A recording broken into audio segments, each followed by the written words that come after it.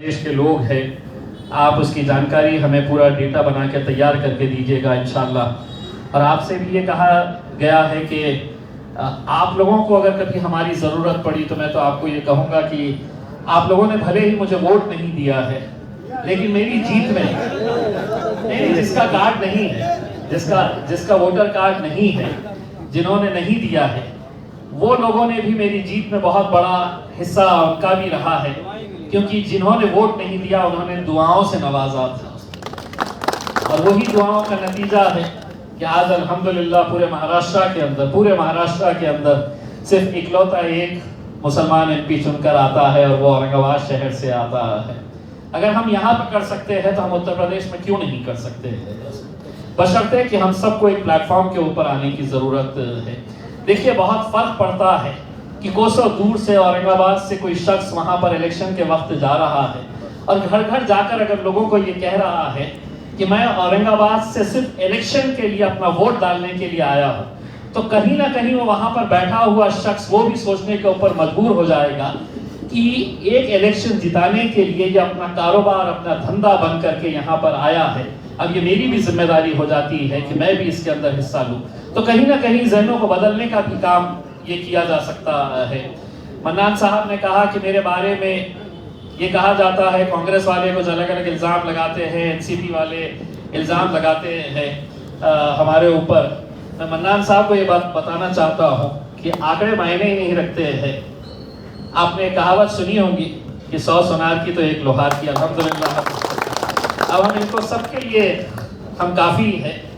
बहुत साजिशें करते रहते हैं, लेकिन इसके पीछे इतनी सारी दुआएं हैं, जितने लोगों की ताकतें हैं, अल्हम्दुलिल्लाह उसी ताकत के उस पे हम आगे बढ़ते जा रहे हैं। अब ये हमारी सबकी जिम्मेदारी है इंशाअल्लाह, और हम भी वहाँ पर जाएंगे। मन्नान साहब, मैं इतना ये कहना चाहता हूँ, मैंने असद साहब ने कहा कि महाराष्ट्र की जैसी ही ये हमारे पास भी चूंकि इलेक्शंस आने वाले हैं और वो भी बहुत मायने रखते हैं, ये जैसे ही जिम्मेदारी ख़त्म हो जाती है तो हम भी वहाँ पर उत्तर प्रदेश के अंदर इंशाल्लाह 1 महीने भर के लिए अपना घर वहीं पर बसा लेंगे।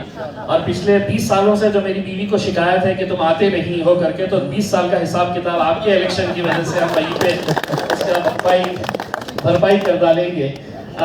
हमारे साथ मन्नान साहब, इतना मैं बता दूं और आप तमाम लोगों को बता दूं, ये जो मेरे जितने हमारे मजलिस के सिपाही यहाँ पर बैठे हुए हैं, ये वो दीवाने हैं साहब कि जिनकी दीवानगी मैंने खुद ने कई जगह के ऊपर देखी है, महसूस की है। बिहार के इलेक्शन के अंदर जब गए तो लोग कहते थे कि नहीं साहब नहीं आएंगे, ये वोट काटने के लिए आए हैं, ये नहीं होगा करके। मैंने हमारे इन सिपाहियों को देखा हूँ कि वो फर्श के ऊपर न जाने कितने दिन सोते रहे। नासिर सिद्दीकी साहब मुझे बता रहे थे कि एक जगह के ऊपर जब गए तो वहां पर सोने की जगह नहीं थी। कुणाल खराज साहब जो है, बिहार के किस जगह से थे? अमोर इलाके के अंदर बिहार में ये थे। कितने दिनों तक कुणाल खराज साहब अपनी टीम के साथ वहां पर लगे हुए थे। प्रभाकर पारदे साहब है हमारे, जो हमारे एससी समाज के मजलिस के कट्टर समर्थकों में से एक है प्रभाकर पारदे साहब। अगर मैं उन्हें अभी कहूं कि पारदे साहब आपको अभी आज शाम की ट्रेन से है तो उत्तर प्रदेश निकलना है, आपको जाकर वहां पर मेहनत करना है, वो एक सवाल भी नहीं करेंगे कि साहब कैसा जाना है, क्यों जाना है करके। ये मजलिस से ऐसी मोहब्बत करने वाले लोग हैं। तो अगर इतनी मोहब्बत करने वाले लोग अगर नहीं होते तो शायद हम जीत नहीं पाते। यही दीवानगी थी जिसने आज एक नामुमकिन काम को मुमकिन करके दिखाया है। गांव के इलाकों से आज हमारे पास से आए हैं, हमारे कन्नड़ के लोग हैं, हमारे खुलदाबाद के लोग हैं, हमारा राहुल ये गंगापुर से ताल्लुक रखता है।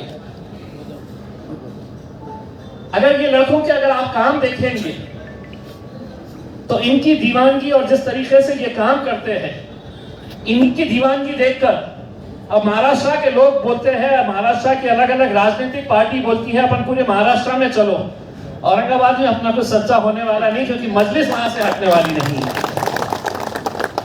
इंशाअल्लाह हमारी यही कोशिश रहेगी कि उत्तर प्रदेश के अंदर जितने ज़्यादा से ज़्यादा सीटों के ऊपर हम मेहनत कर सके।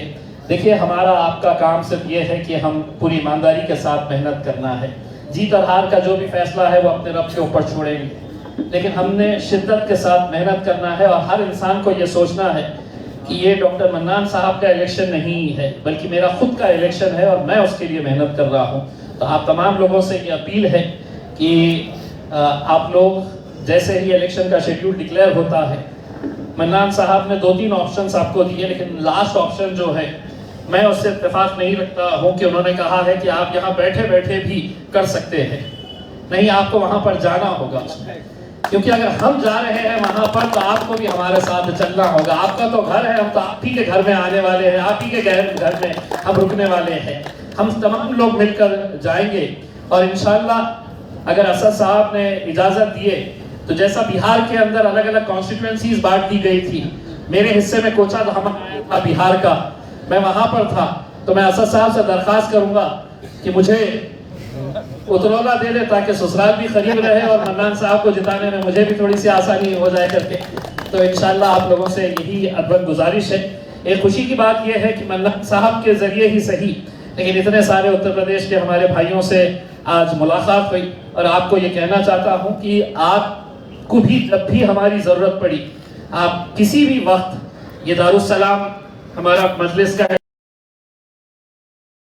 कॉर्पोरेटर्स है, किसी भी तरह का कोई भी मसला, कोई भी तकलीफ आए तो आप बेझिझक हमारे पास आइए, क्योंकि हमारी टीम में हर तरह के लोग मौजूद हैं। ये जो दाढ़ी वाले साहब बैठे हैं, इनका नाम चीता है।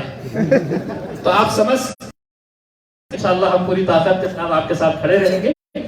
बस इंशाल्लाह आने वाले वक्त में हम आपके साथ और भी गुफ्तगू करते रहेंगे।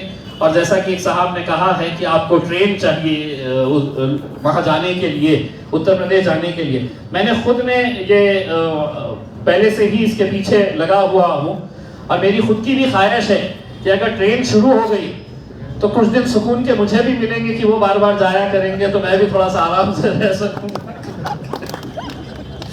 तो मैं इंशाल्लाह ट्रेन भी शुरू करने की हम लगातार कोशिश कर रहे हैं। एक अच्छी बात यह है कि रेलवे मिनिस्टर जो है वो औरंगाबाद से ही अभी आते हैं, तो उनके ऊपर प्रेशर बना के हम भी ये लगातार इन कोशिशों के अंदर लगे हैं। बहुत बहुत शुक्रिया और मुझे खुशी हुई कि आज के इस प्रोग्राम के अंदर हमारे मुंबई के साथी लोग भी यहाँ पर आए हैं। ये सब एक टीम वर्क है और ये टीम वर्क मिलके ही इंशाल्लाह हम कामयाब होंगे और आगे बढ़ेंगे। बहुत बहुत शुक्रिया।